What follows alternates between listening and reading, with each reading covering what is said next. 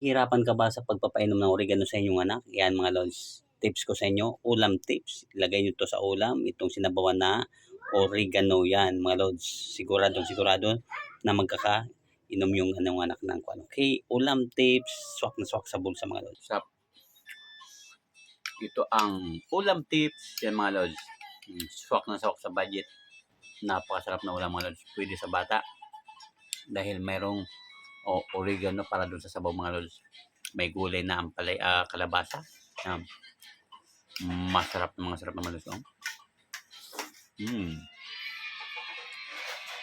Kung nahirapan kang painumin ng oregano ang anak mo, lagyan mo ng dahon ng oregano. Yun, siguradong napainom mo na siyang oregano mga lods. Panoorin mo yung paano natin pagluto ng sabaw. Swak na swak mga lods sa ating budget na sa 200. Okay, masustansya pa mga lods.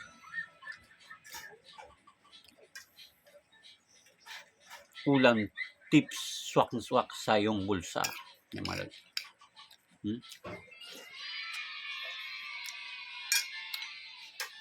Sariwang isda mga lods. Sariwang isda. Yan. Malalasahan yung tamis-tamis ng sabaw kasi mayroon pa tayong kalabasa.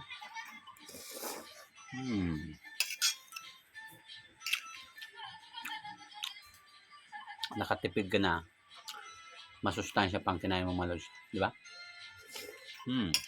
Ayan nga mga lods, ayan yung ating oregano.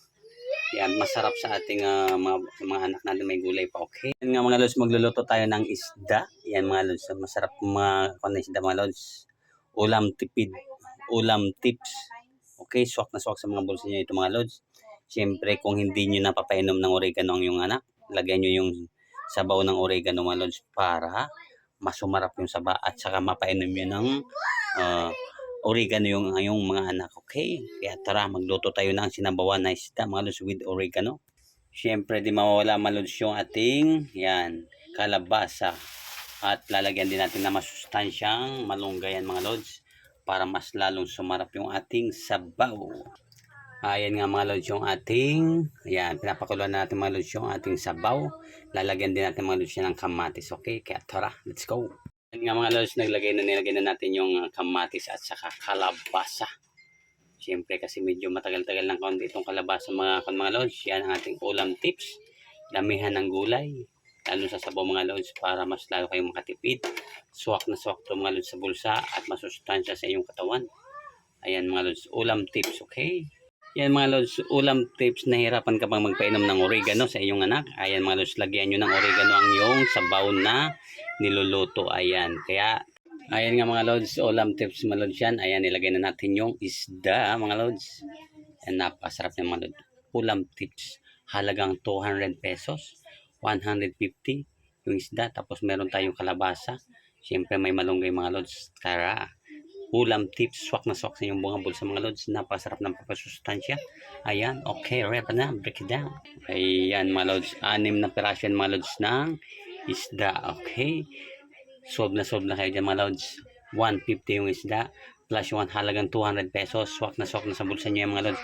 Marami na kayong makakain, marami na makakakain. Okay, kaya ano pang hinihintay nyo mga lods? Siyempre, share and mag-comment and good luck sa inyo. And comment lang mga lods sa ating okay, thank you so much. Ulam tips, swak na swak sa inyong mga bulsa. Okay, itry nyo na ito mga lods, may oregano. Ayan nga mga lods, dinagdagan natin ng pangpasustansya yung ating swak na mga lods na ulam. Ayan, swak na ulam sa ating bulsa. Ulam tips mga lods, yan nilagay natin ng malunggay yung ating sabaw para mas lalong masustansya yung ating ulam. Okay, kaya tara mag-subscribe and share na kayo. Swak mga lods sa ating budget na sa 200. Okay, masustansya pa mga lods.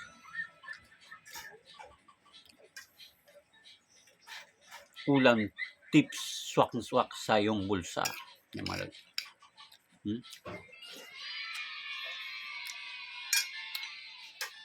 Sariwang isda mga lods. Sariwang isda. Yan.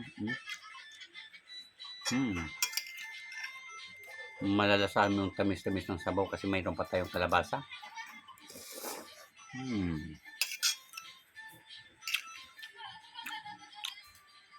Nakatipid ka na. Masustansya pang kinain mo mga lods. Di ba?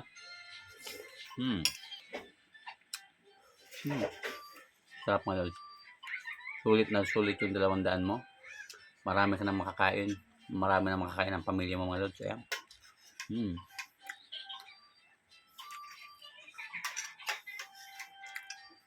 At napakain mo pa sila ng sustansya mga lods. Sulit.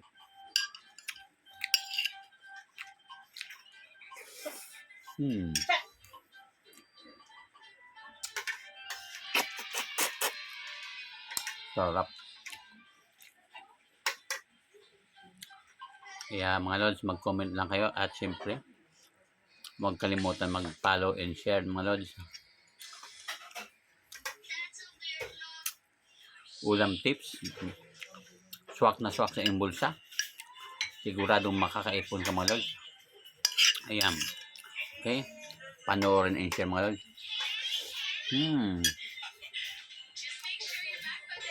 Bang bang. Thank you so much. God bless.